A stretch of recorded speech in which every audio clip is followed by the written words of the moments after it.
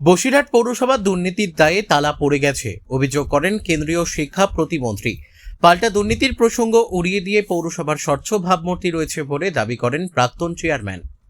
গতকাল নির্বাচনের অন্তিম লগ্নে বসিরহাট দক্ষিণ বিধানসভার বিজেপি প্রার্থী সূর্য ব্যানার্জির সমর্থনে প্রচার করেন কেন্দ্রীয় শিক্ষা প্রতিমন্ত্রী সুকান্ত মজুমদার। প্রচারের শেষে দক্ষিণ বিধানসভা কার্যালয়ে বসিরহাট পৌরসভার দুর্নীতি নিয়ে সাংবাদিক সম্মেলনে একাধিক মন্তব্য করেন। তিনি বলেন, বসিরহাট দক্ষিণ বিধানসভার তৃণমূল প্রার্থী সুরজিৎ মিত্র, যিনি ভোটে লড়ছেন, তার সহধর্মিণী বসিরহাট পৌরসভার পৌরমাতা ছিলেন। একাধিক দুর্নীতির দায় ভোট ভেঙে দিয়ে মহকুমা শাসকের হাতে দায়িত্বভার চলে গিয়েছে। দল জেনে শুনে তার স্বামীকে টিকিট দিয়েছে। তিনি জয়ী হলে গোটা বসিরহাট এবং ইছামতি নদী বিক্রি করে দেবেন বলে কটাক্ষ করেন মন্ত্রী।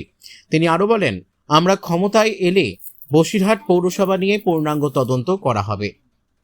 যারা দোষী তাদের উপযুক্ত ব্যবস্থা নেওয়া হবে। এই বিষয়ে বসিরহাট পৌরসভার প্রাক্তন পৌরপ্রধান অদিতি মিত্র রায়চৌধুরী আজ সাংবাদিক সম্মেলন করে তিনি শিক্ষা প্রতিমন্ত্রী সুকান্ত মজুমদার বসিরহাট পৌরসভা নিয়ে যে মন্তব্য করেছেন সেটা পুরোটাই ভিত্তিহীন এবং সেটা বিচারাধীন রয়েছে বলে তিনি বলেন, কোনো দুর্নীতি হয়নি।